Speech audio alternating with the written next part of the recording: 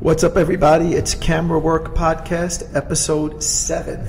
So I'm here with Ray Tamarra, as always. Hey, what's going on, guys? Thanks for tuning in. Right, and we're also joined by Mitch Jackson. Hello. Right, now Mitch is a writer, and we're going to give him a little more formal introduction in a minute and explain why he's here and how this is connected to photography, having a writer here. But let's just run through the week very quickly. So, Ray, anything interesting from last week? This week, it's definitely got cold again, but Robin Roberts returned to GMA, so I caught her, and she had been out with cancer, and she got a bone marrow transplant, so she returned to GMA. And also Johnny Depp was at Letterman yesterday, so Johnny Depp is like an A-list, and you always got to go after A-list when it's possible, so right. I got him too. What was the Robin Roberts shot like? How many people went out to shoot that? There was probably around 30 photographers. Wow. 30 photographers, and then it was not only the regular guys, which is, the regular guys can be anywhere between 5 to 20, but then you have the hard news guys, which is the Daily News, Post, all the other newspaper guys. Right. Now, did they have like a list? Like, 'cause sometimes the way they do with the stuff you shoot, right? Like whoever the first couple of guys are, they'll make a list, and the photographers will put the name on the list, and then everybody can pick their spot based on the order in which they got there. No, they did the list for Johnny Depp at Letterman, but they didn't do a list at GMA, or, I got there later, so I just I was shooting into the studio with a 300, and then after that catching her going out to the island in Times Square, and then going back in, and then just waiting for her to exit, probably like an hour wait after GMA, and it was probably like 15 degrees. Right, yeah, that sucks. So, well, for me, the funny thing, not funny, but mildly interesting, is I had a rental the other day, and it's always funny to me when I rent the studio, because on the one hand, you're glad, because you're like, wow, I'm making money, and I don't have to do anything. Like, I went to BET, I shot 2 BET shows the day I rented the studio, so I'm taking in money, and I'm not here, I'm not doing anything. I had an assistant come in and, like, what I always call babysit the rental, just make sure everything is smooth and close up.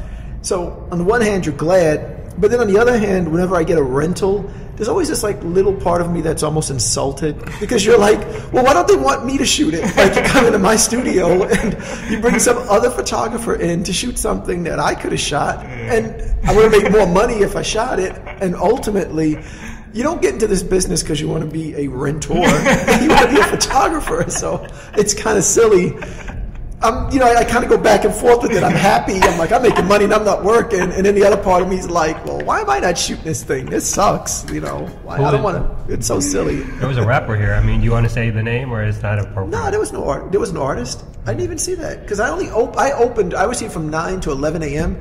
and then Medina filled in from 11 p.m. to like 7 p.m. I never saw an artist here. I mean, they were listening to rap music, and it looks like they were taking photos. Really? I don't know if it was an artist. I thought it was just our models, but it could have been an artist. But I really don't know. I was only here the first 2 hours, and then someone else filled in after that.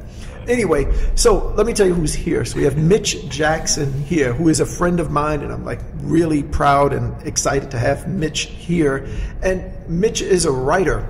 And one of the reasons I brought him in was because we've talked a bunch of times on the podcast about personal work for photographers, how this is the work that's not assigned by anybody, that we do on our own, self-assigned work, and the importance of doing it.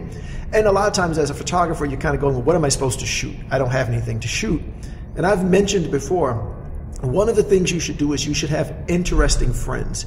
If your friends are a bunch of just boring people who have no motivation and no enthusiasm to do anything other than work some ordinary 9 to 5 and go home and go to sleep and watch TV or whatever, then it is harder for you to find exciting things to shoot. But if you make a point to make your own life interesting and go take some classes and, go get some interesting hobbies and make friends with people who are doing interesting things, that opens the door to shooting. So let's understand who Mitch is, right? So, Mitch, where does the bulk of your income come from? The bulk of my income comes from teaching English and creative writing and literature classes. Right, at NYU, which is like amazing because like I don't think they would have let me in NYU. So it's always cool to know, wow, I've got a friend who teaches at NYU, and I've actually been in your class. Like I've come to film some stuff with you, and it's cool because you're totally into it, and the students like you, and it's fiction, what I saw at least, right? Mm-hmm. Yeah, because Mitch loves fiction, and we've argued about that many times. But so you do that. Yes. Now, in addition to that, you do some freelance writing that's commissioned, right? So what is the freelance writing? So I do freelance, I guess, writing and editing for a magazine called Smooth. I've been doing that, must be 8 years now. Right, and I've been with Smooth since, I think it's her third, if not second issue. Wow. I approached them so early because they were 10 years. Yeah, it's at least 10 years for me in Smooth because I was shooting for Black Men at the time, which was like the main, booty magazine, whatever you want to call it. And then Smooth came up, and they were trying to do something similar with the girls, and the quality was bad the first couple of issues. So I just went up to her like, I can do something way better than what you're doing. Right. And, I had a good relationship with Sandy from that moment all the way to the present. And so you shoot for that, and you've interviewed a lot of the girls that they shoot in the magazine. Yeah, I interviewed a good bit of them, but not up until I think like maybe 4 years ago, and I kind of trailed off with interviewing the girls and just stuck with artists. Right, which I always thought was funny because I'm like, well, who doesn't want to talk to like Buffy the Body and all of these girls? But you're always just like, there's just not that much there. Yeah. And it seems that you definitely like the artist interviews better. Yeah, so definitely. You interview music artists. Usually for music Smooth. Artists, yeah. And then you also done this feature, I don't know what you call it, but like where you'll profile different people who are just doing something like interesting that aren't music artists. That was a section of the magazine that I actually came up with probably like 5 years ago because I wanted to, I thought that the people that were behind the scenes were a lot of times more interesting than the actual artists, and I thought it would be a good idea to get, and I think, now that I think about it, I was probably one of the first in the national publications to kind of give a behind-the-scenes person shine, because now I look and I see everyone has that kind of section in the book, and when I was researching and trying to pitch it to Sandy, no one was doing it, so I didn't even think about that. So that's cool. Well, that's good then. And then you also just finished, I guess you call it, is this your first book? What, you talking about the Oversold? Right, Oversold, because I know there's something else that you may be considering your first book, so I just want to get that clear. I consider Oversold my first book, though I did it independently.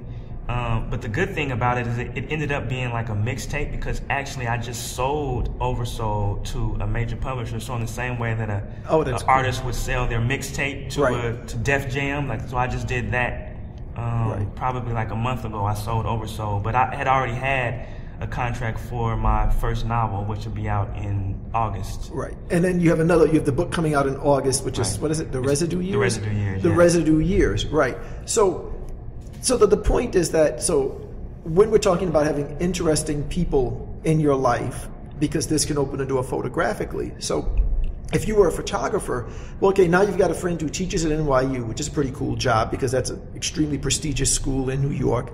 And then this person is also writing for a magazine. He's in contact with the girls in the magazines with the amazing bodies that everybody loves. Yeah. And he's also interviewing artists, right? And the piece that I tend to do with you that I'm photographing while you write is something called Can I Live? And we've done a whole bunch of different states with that, right? Yeah. We've done, what states have we gone to? And who have we done for Can I Live? We went to Atlanta a few times. I remember doing, I don't know why I'm going to mention this first. It wasn't the most memorable. Was it the highlight? The one who can't go to the mall because it's going to get mobbed, supposedly. One of my favorite ones was when we did 3-6 Mafia in L.A. That was, remember we went? That was a lot of fun. Right. Yeah, that was a lot of fun. Yes. And then we did Trey Songz in Trey Songz in Virginia. Where's he from? Virginia. Virginia. And we did Slim Thug in Houston. We did the game in LA. That was probably my favorite because I'm a huge fan of him and I love LA. LA. Right. In North Carolina with all those joggers. Remember all those joggers? Yeah, a lot of joggers, yeah. So, but there's been even more because there's been a lot of them. Yeah. And we did some in New York. We did Terrence J in New York. We did Nick Cannon in New York, a whole bunch.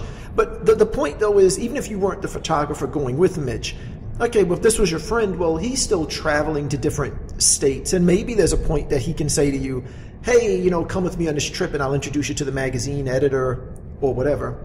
And then in addition to doing that, Mitch is also writing his own book, which again could be a photo opportunity for you if you were a photographer. I did all the pictures in the Oversold book for Mitch, and when I shoot Mitch, like Mitch comes up with ideas. Mitch doesn't just go like, hey, I need you to shoot me, you know how to shoot, do whatever you're gonna do. Mitch comes up with ideas. He's like, I'm thinking of recreating shots a little bit similar to this, and I got a stylist, and I want to do this thing with this rose, and I've got this prop, and the photographer, if you're me, then you get to build off someone else's creativity, which is huge, right? Now, then in addition to this, you've been working on a documentary, which I've done some stuff with you on that. I've videotaped a whole bunch of stuff with you, and we're about to go to Oregon to do the B-Town. Right, there you go. We're going to go to Oregon, and we're going to spend like 3 days shooting some stuff, but again, on the topic of an interesting person, because if you're dealing with people who are just inherently doing things who are interesting, these opportunities arise because you want to surround yourself with people who in their spare time from their day job and their other day job are going out there trying to make a documentary.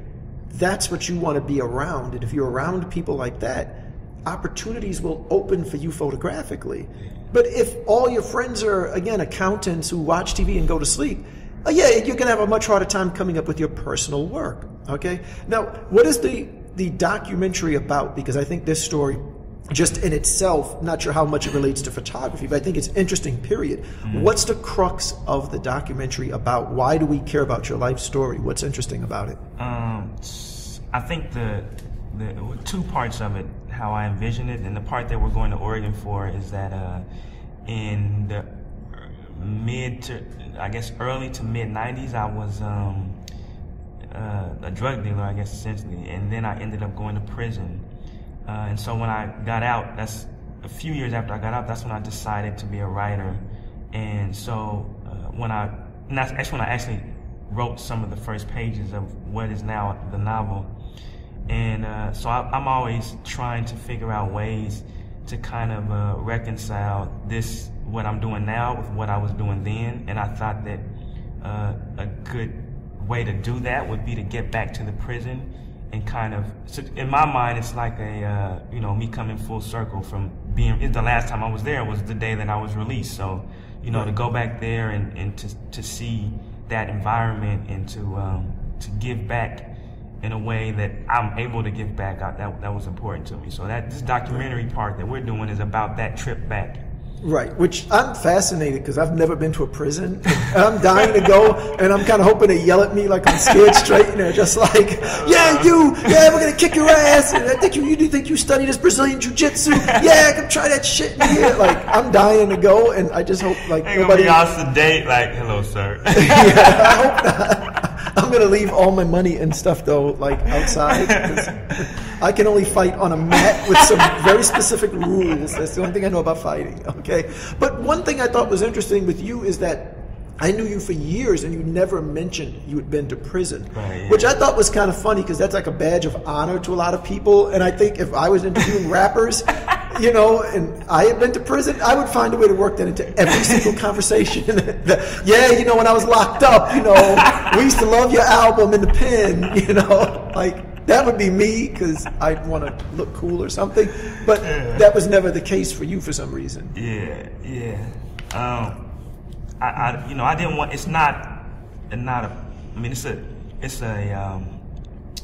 I think it's a badge for me in a sense that it's something I was able to overcome. But I think too many people, especially in this business, use it as something that they should feel honorable about and that they think people will laud them for. So though I connected with them sometimes, like I would hear their story, oh yeah, I know about that, or I had a similar experience. I didn't want to pull that card. In the same way, when I was interviewing the girls, I didn't want to pull the, well, I can get you in the magazine, do this for me kind of card. Right. And I used to joke with you, if I were single and I was trying to meet girls and I worked for Smooth, I would have the magazine stapled on my forehead.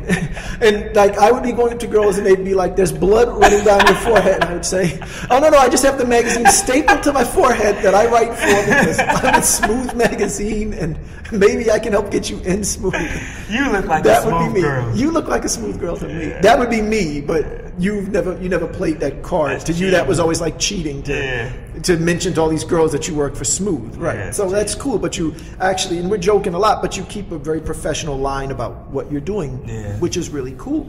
But what I think is interesting is that you're taking from your own life and creating this personal work, and it's funny because, again, as photographers, what we're doing a lot of times is we are sitting waiting for someone else to call us. There's a book called The Icarus Deception. I can't remember who wrote it. It might be Seth Godin or something like that. I'm not sure. But the book is called The Icarus Deception, and he tries to say, don't sit and wait to be selected. Yeah. Meaning, don't wait for, if you're a photographer, don't wait for Rolling Stone magazine to call you. Select yourself, is what he's saying, and get out there and create your own art, and then get out there and try to push it and try to promote it.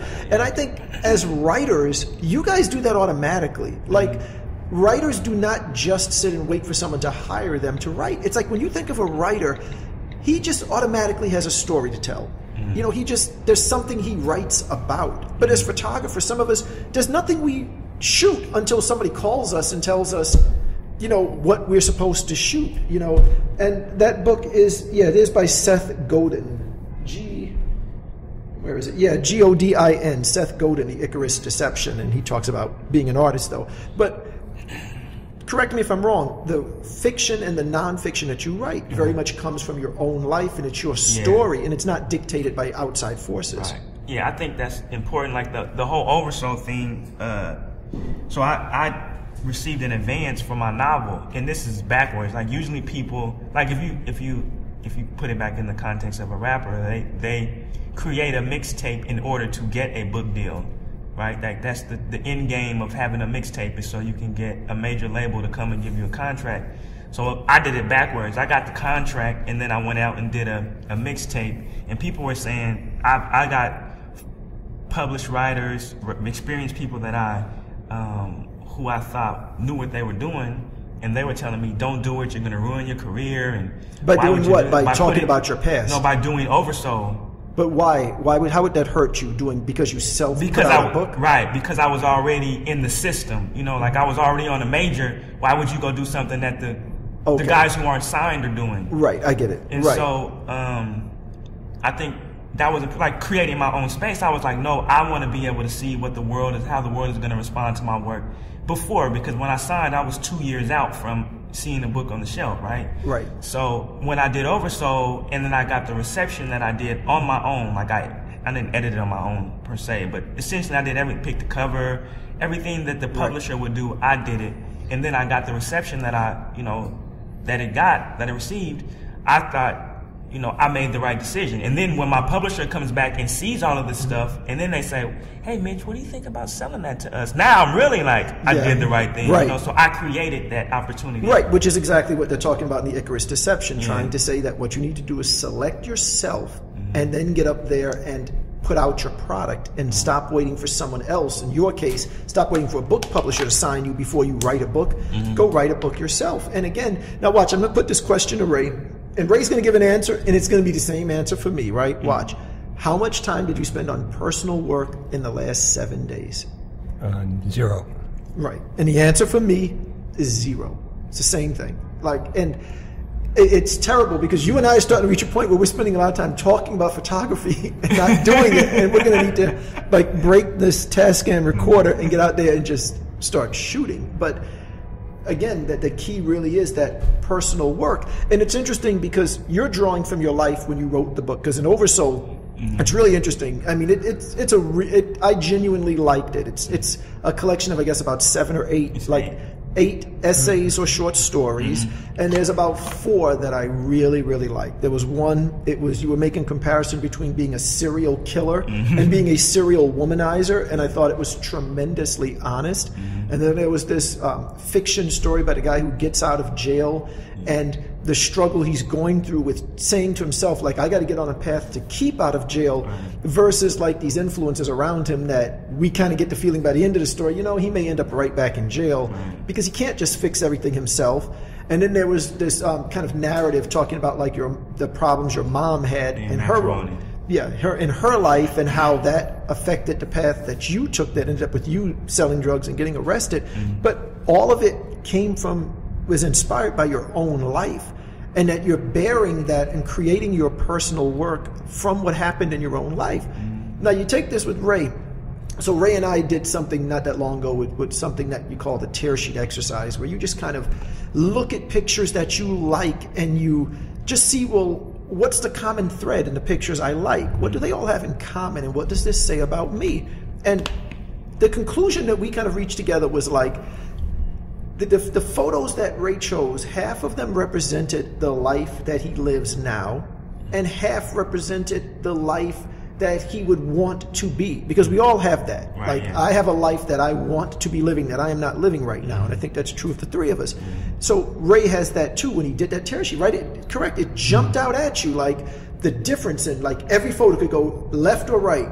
Left was like the life he's living, and the right was the life he wants to live. And to me, that's where Ray's personal work should come from now. It should be him photographing either photos that represent his current life, or he should be out photographing work that represents where he wants to be. Like, does that make sense to you? Yeah, that makes sense. I mean, to tell you the truth, I never really gave it much thought because I was still at a quandary. I didn't really understand why this body of work that I've done, in this body of work that I aspire to do, it just really I didn't know where to go from it. So I just been at a standstill, at a block, and I didn't really take the initiative to understand where I was at and what I needed to do next. Right. So when you pointed it out, it was definitely interesting. Right, but as you understand it now, what becomes the problem in getting out there and creating the personal work? What becomes the barrier for you, say, tomorrow? Now, are you scheduled, because we're recording this on a Friday, are you scheduled to be working tomorrow, which is Saturday? No. Okay, so what prevents you, and we're going to talk to Mitch about this too, this kind of creative block, what prevents you from going out tomorrow at 8 o'clock in the morning and getting out there and doing some personal work for 5 hours straight? Nothing. I mean, the fear of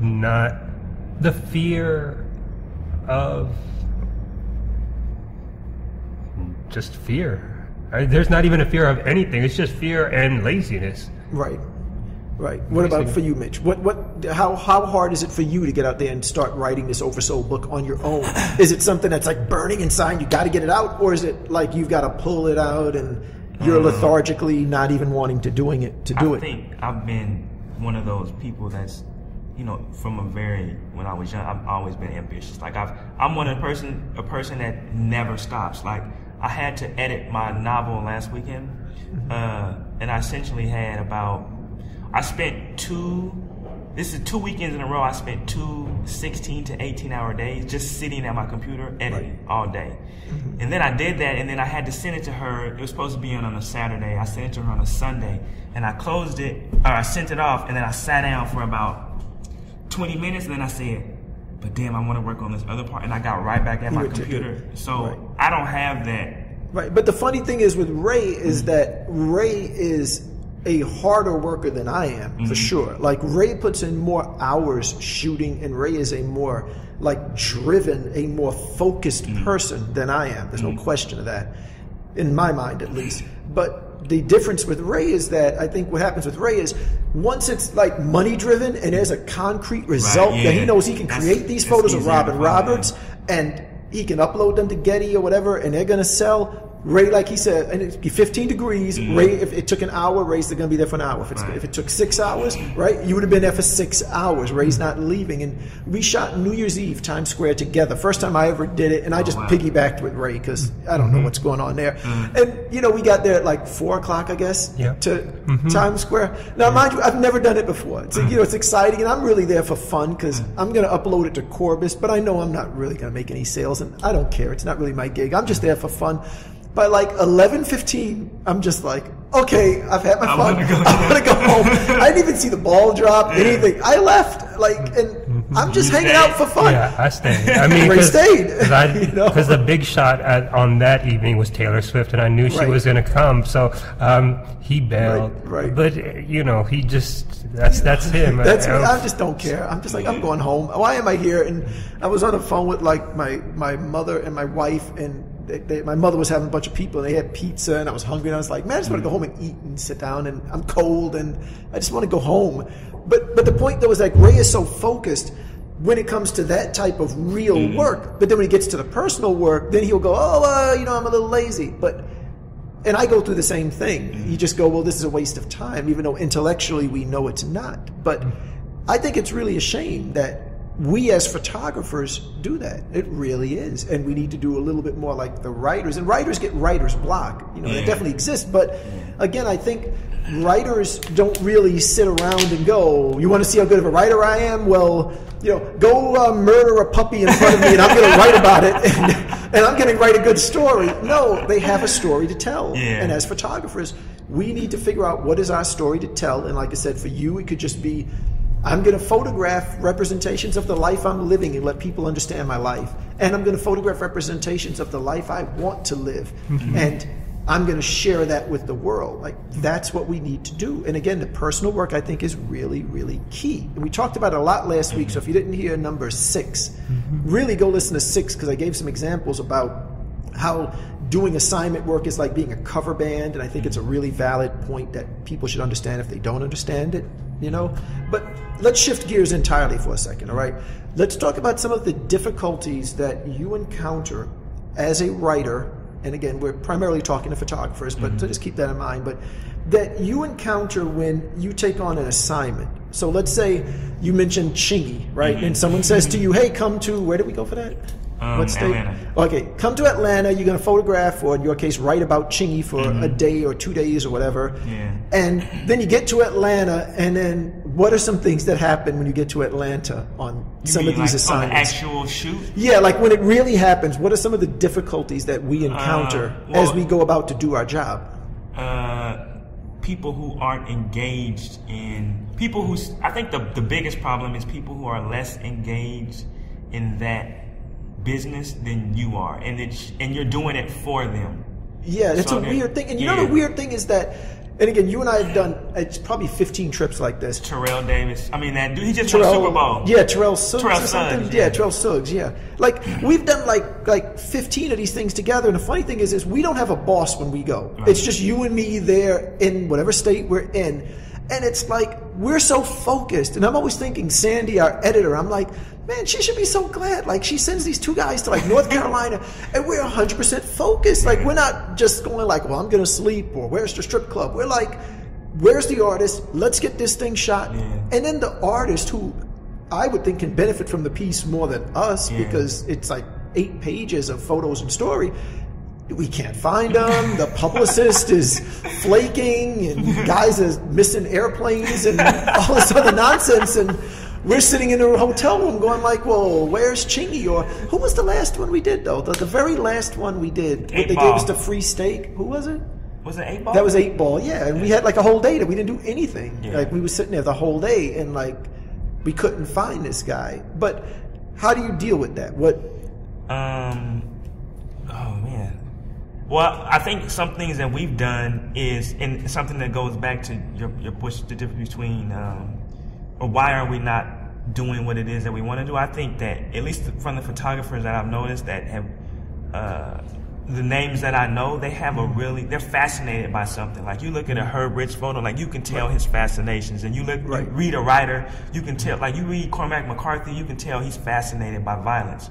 Right. So I think what we do or have done occasionally is when they're tripping, we find something that's personal to us to work on. Like when we went to LA and dude was tripping, we shot Rick Ross that time. Right. So, you know, although it wasn't your personal thing. The real right, Rick Ross. The real Rick Ross. Which you have an interesting story. Well, let's try to talk about that in a couple of minutes. But about the real Rick Ross, not the big fat guy. Right. But I think another thing that you want to do when you're in those situations is not take it personal. Because the first thing you start thinking is like, well, why are they dissing me? Yeah. You know, or why are they dissing Smooth Magazine? But when you really start to look at it, you kind of go like, that's the way that whole operation works. That's just, that operation just is dysfunctional of this particular artist and that particular publicist. And it really isn't personal. And then you'll see them like mess up other things, like say like we're in the car with them and they're supposed to be doing some appearance in a club at, let's say, like 1 p.m. And then like everybody's just dragging their feet, but there's no reason. Nothing's going on, and I'm whispering to you like these dudes could get there for 1. Why aren't they hustling? Everybody's just sitting around and waiting for this or waiting for that, and you realize that the whole operation is messed up, and it's not us that they're doing it to, and certainly not like, say, getting angry with the people definitely doesn't help. No, definitely doesn't. But you do have to reach this point sometimes where you just kind of go like, well, if you guys aren't going to come through, then there's nothing we can do. We're going to, you know, go explore Chicago or whatever the case may be, because we can't make you do. Yeah, we're sitting here for a day. We're going to figure something out, be productive. Right, and do something else. Right. But on that personal note again, though, just talk about the real Rick Ross for a second, because I think that's actually kind of interesting, because first of all, who is the real Rick Ross? Who is this person? The real Rick Ross is this ex-drug dealer who was instrumental in the crack cocaine becoming an epidemic, I guess, really all over the country, but it started in California. And so he got sentenced to a life sentence, but somehow got that sentence reduced. And he was like the classic guy who's like locked up and then starts reading the law books. It's like every movie, like every TV movie, you know, the criminals are like reading the law books, and I'm like, how much of that's going on versus guys stabbing each other with toothbrushes? You know, because I want to go to the prison where all the guys are reading law books. That prison I'd be really good in. But I don't want to be in that one where they pass that toothbrush down the line till it reaches me and they kill me with it. But he was kind of the classic guy. Like whenever you hear about, the CIA is selling drugs, Rick Ross is the guy that was part of that whole thing. He gets locked up, but he did actually get himself out. But you wrote to him while you were in jail. It was actually for something that I was working on as a writer, and I thought it would be interesting to just reach out to him. But you were locked up at the time? No, I was here. I was out. I was in New York. Out. Okay. Yeah, so I wrote him, and then he wrote me back, and we started corresponding. And this is probably 2 years before he got released. Oh, he was locked up. He was locked up. He was locked up when you started writing. Right. Okay, so had it backwards. Right. Yeah. So we corresponded, and then when he came home, we kept in contact. You know, he would call me, and then when he started coming to New York, he would just call me, come hang out, and we built a relationship. But one of the things that happened was interesting because it was actually in this studio. Is that I interviewed the rapper Rick Ross. Do you remember this? Right. You shot. Yes, it was in this studio. I remember Rick Ross being here. Rick Ross. For Hustling, it was Gabe in here. Really? And it was Gabe. Wow, I don't remember and that. Rick Ross. But Ray knows I can't remember anything. Like Ray's amazing. Ray's like the clock, and Ray will be like, "Yeah, don't you remember you worked with that publicist?" And I'm like, "I don't remember." But wow, I don't remember that. Yeah. But go on. So he was here.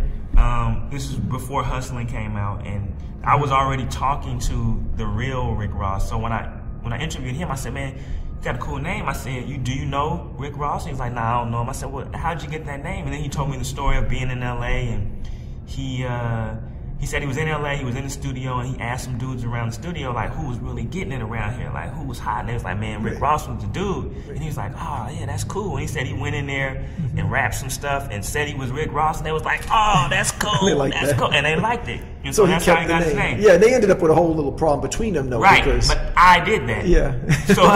So while Rick Ross was in prison, I thought that they should have a dialogue. This is before I knew that they weren't agreeing. Right. I thought that they would really come to some kind of, agreement. So I was like, okay, man, I'm going to reach out to Rick Ross's, it was his manager at the time, I forgot who it was.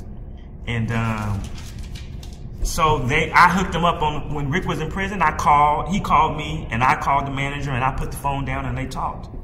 And I guess they didn't come to an agreement. Yeah, right. Because they ended up with a whole right problem between the between the two of them about the name. And I think the real Rick Ross doesn't like the representation. Yeah, he actually did lose because the artist Rick Ross is able to use the name legally, but the real Rick Ross has an issue with the idea that his name is being used for someone to be promoting, drugs and all of this, because the real Rick Ross is like completely turned around. Yeah. This is a healthy guy. He's like when we were in LA with him, he wanted to walk up the 4 flights. I'm like, dude, there's an elevator right here. Why are we walking upstairs? But he's just like, he's a motivated. Yeah, he speaks to kids now. He does all that stuff. Super cool guy, in terms of, who he is today, which I think is a really cool thing.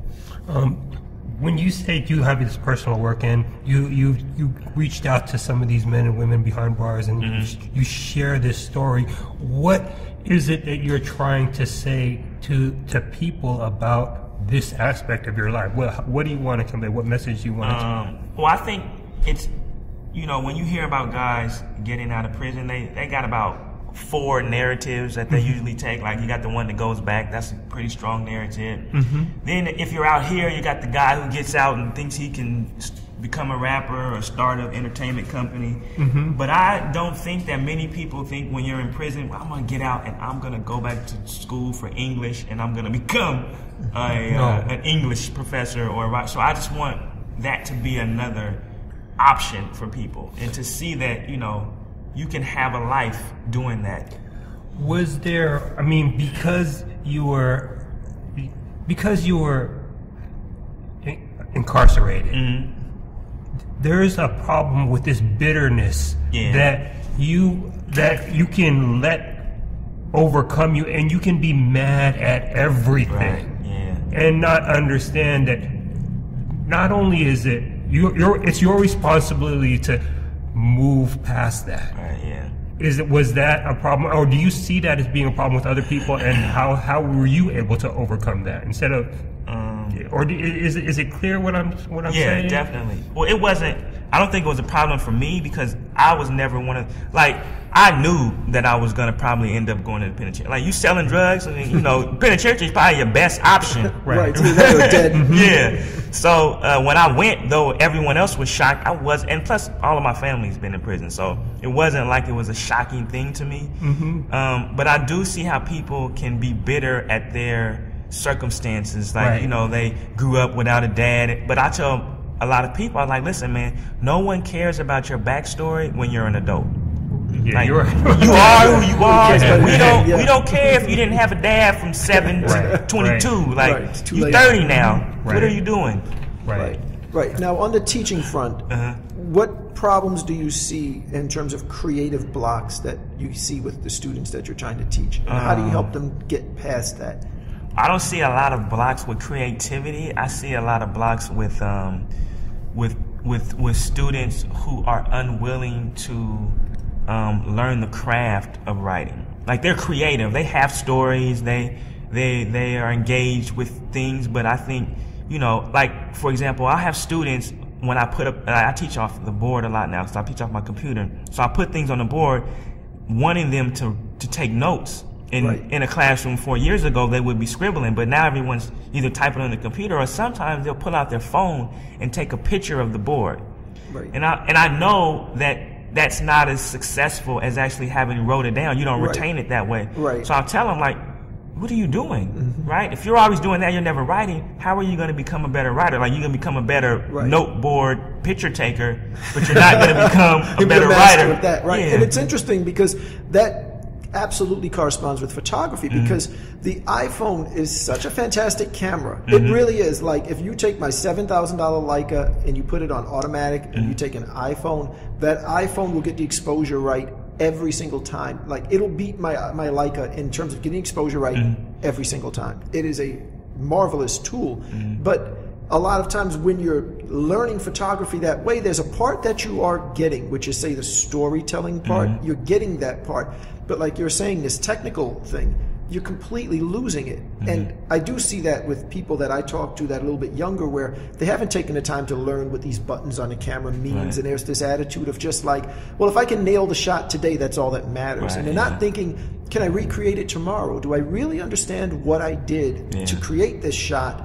And they don't always want to learn that. And I think those of us who came up a little earlier did get the benefit of having no choice but to learn the technical aspect of photography. If you were shooting slide film, you had like 1/3 of a stop leeway. If you were off by a third, you took the slide and you threw it away. It was garbage at that point. And you're shooting blind, you couldn't see it on the screen. And I think people who shot that way certainly have a little more respect for the technical than some people coming up today, where you just go to auto bracketing and nail the shot. And like I said, you can be a good storyteller, but if you're trying to move into a higher end work where someone's going to assign you something specific and they're going to come to you and go like we want this rapper on a black background and he's going to be wearing a white shirt with some jewelry, and we want the detail in the jewelry and the detail in the white, but we want him on a black background, you better have a technical ability to do that shot. And I think as you get higher and higher up, you really need that ability. Even when I'm shooting for like hype hair, I've got to light the hair. It's not just a picture of an artist, a female artist or a girl or a model.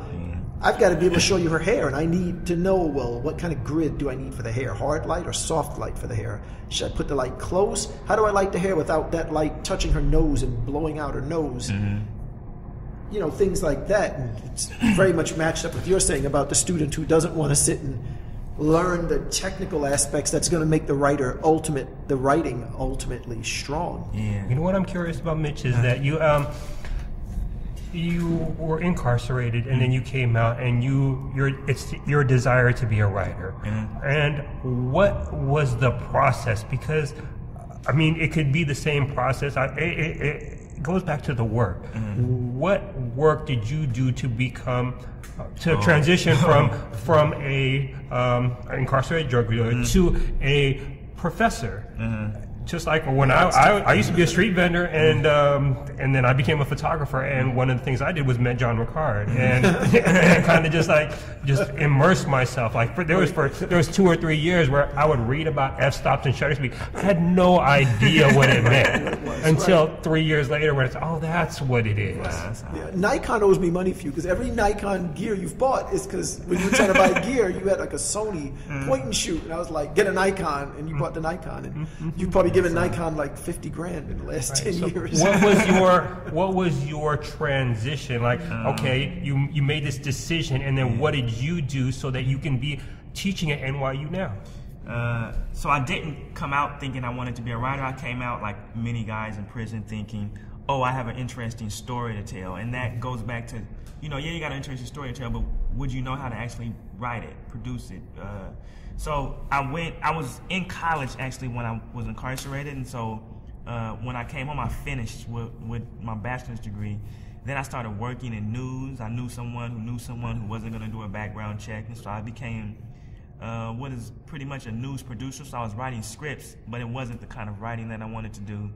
And I saw that my alma mater was starting a graduate writing program, so I decided to apply for that. I hadn't written any fiction. I probably hadn't read a novel. I don't know, maybe 2 novels I read in prison or something, but I couldn't remember reading. So I applied for the program, and then I got in. And it wasn't until maybe my 2nd year of graduate school in the first program that I thought, oh, wow, maybe I can really do this. And so, but I knew that I wasn't going to be ready when I finished, because graduate school was 2 years. So I said, all right, I need to keep working on this craft, but I want to do it in a place where the writers are, in a place where the business is, and so that's why I chose NYU. So I applied to NYU's graduate school.